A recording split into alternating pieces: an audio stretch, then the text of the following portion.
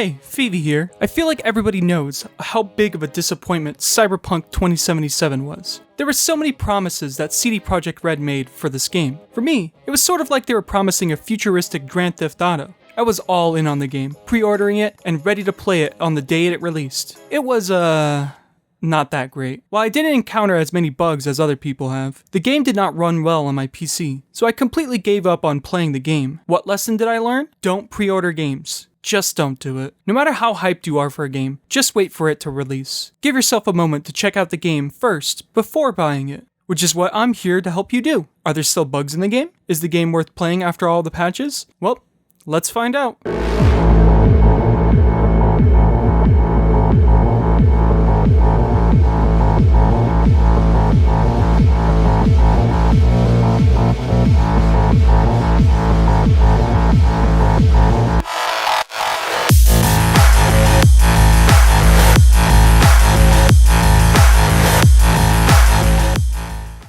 Alright, let's start by creating our psychopath. Thankfully, CD Projekt Red knows how to make a perfect character creator, allowing us to choose the size of our schlong and circumcision status. Because if there was one thing I was thinking about when trying to immerse myself in this world, it is how I would customize my privates. After spending hours customizing your character, you'll shortly realize, wait a second, I'm playing a fucking first-person shooter.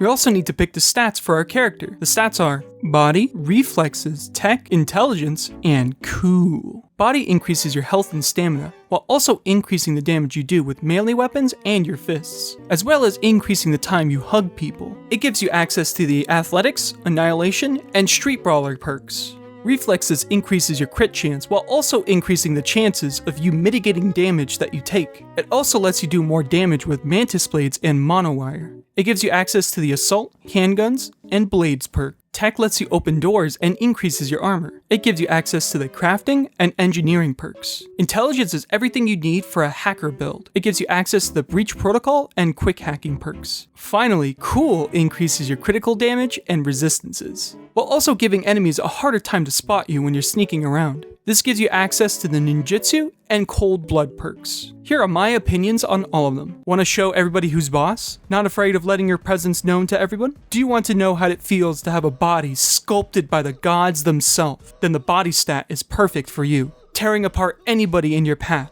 whether it be with your fists or a gigantic weapon, which pathetic weaklings can only dream of holding. These weapons are really satisfying to shoot. They have some real heft to them.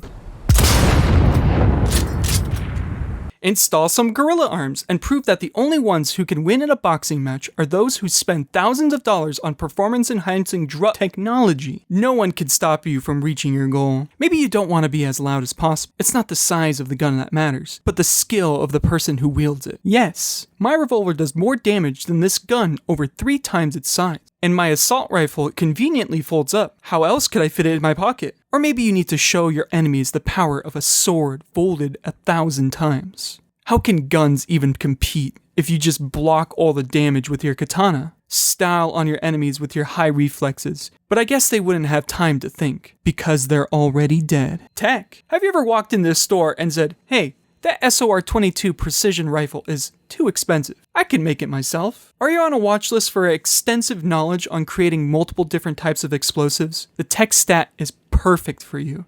Build your own armor and weapons as much as you like, and with the right perks, you could build them better than the ones you find in the world. Perform better with weapons that straight up hit people through walls, or throw enough explosives until their bodies become a pile of meat. What if you don't want to get your hands dirty? Instead, you want to have a more intrusive approach. With everyone basically having a computer in their head, why not just hack them? With the intelligence tree, you can do exactly that. Cause someone's systems to malfunction and shock them, or literally set them on fucking fire. Which is non-lethal, by the way. All the way up to, whoa.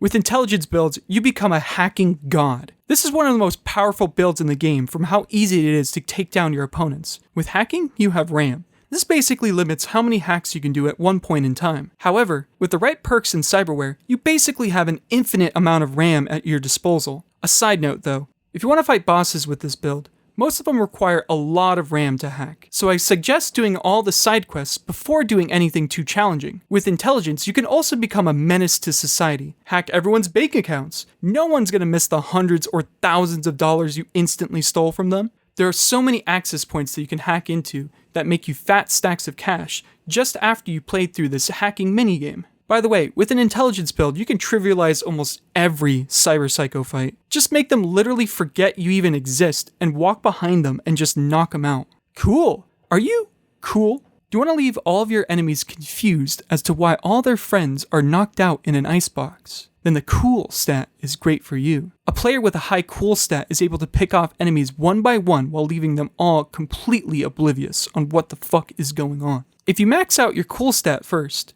you'll probably have to get used to hugging your enemies to death. This is because cool, out of all the stats, I would say is more of a support stat. At least with tech, you are able to do more damage with grenades and, well, tech weapons. However, this does not mean that cool isn't overpowered. A great combination, I would say, is cool and reflexes. With one revolver, you could take out an entire group of enemies, each shot in the head killing them instantly, leaving them no time to assess the situation. Our next option we will have for our character will be their origins. Were they a smart kid, able to climb their way up the corporate ladder, having all the knowledge of how corporations work in Night City? How about a street kid? Living your life in Night City has taught you how to survive with all the gangs causing a ruckus. Wow, death in Night Cities are an all-time low? Wait, that's just because the mayor doesn't count the deaths in Pacifica anymore. Fucking based. Or are we gonna be a nomad? Look, there's a lot of garbage outside of Night City. And like the saying goes, one man's used up dildo is just another man's scrap for their cars. Each origin will start you with their own unique starting mission, which will all eventually lead you to living with Jackie. Ah, Jackie. The best boy. Best friend, always by your side while he talks about his dreams of getting into the big leagues. I really hope CD Projekt Red doesn't spoil anything about him in the trailers of the game. Just think about all the good shit we're gonna have, huh? I'm sorry.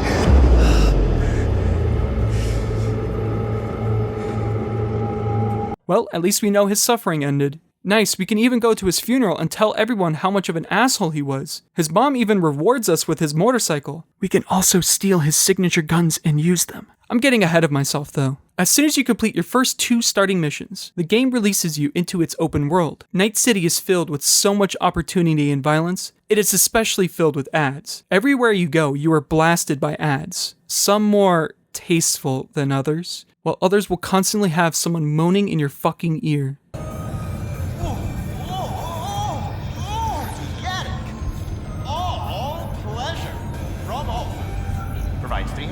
I just wanted to ride up this elevator. There are also the gangs of Night City. Basically all of them are filled with psychopaths who will kill anybody they fucking please. This is such a big problem that the police literally ask you to do their job for them. But of course that doesn't make you immune to getting yourself killed by them.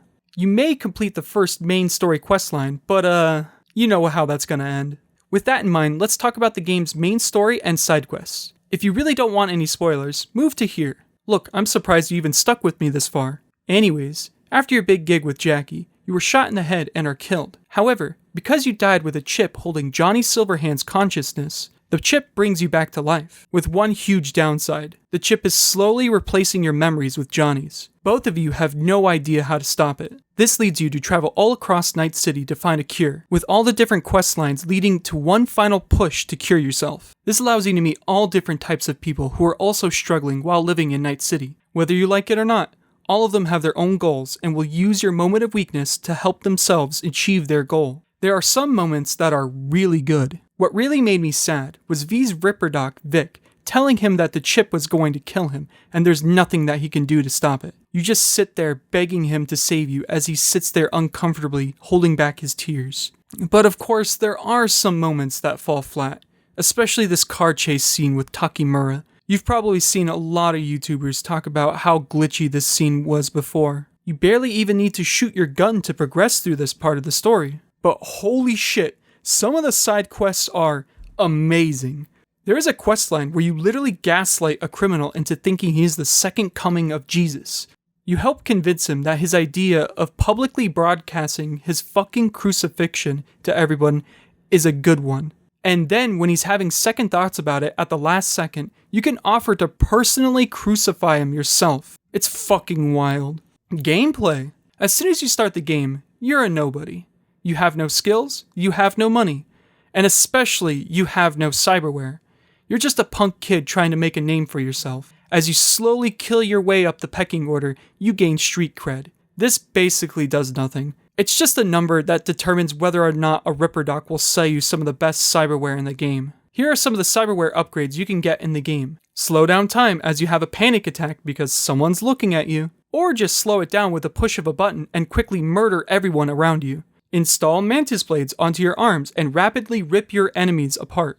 Or a monowire. Or even gorilla arms. Synthetic lungs, bones, eyes, legs, hands, skin, nervous system, immune system, even synthetic parts for your brain. As you slowly install more and more cyberware, you start to lose track of yourself. What was once flesh is now a bunch of mechanical parts.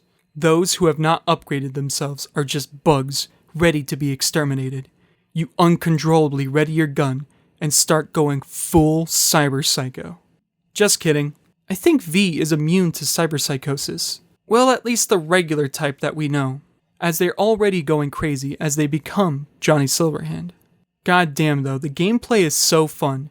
As you slowly build up your character and become a legend in Night City, you will obtain so many creative ways to deal with any enemy. Whether it be with guns, grenades, or just straight up hacking, all of it is extremely fun and provides a unique way of playing. The game constantly lets you solve any situation in a variety of different ways, which leads to slightly unique experiences for each run. Now to answer the question you all may be wondering, is the game still filled with bugs? The answer? Yes'n't. There are bugs that may happen occasionally, but they aren't as game-breaking as it was at launch. The only ones I encountered are random ones in the open world that were more funny than they were frustrating. Cyberpunk 2077 is a unique open world experience that gives you the freedom to explore Night City and make your mark in it as a living legend. I very much recommend that you try this game out. You can also wait until the game is on sale, which it basically always is, just like The Witcher 3. Thank you so much for watching this video. If you would like, come chill with me on my Twitch channel. I play various different titles and have fun. I would love to see you there. Thanks again for watching, and I'll see you next time. See ya!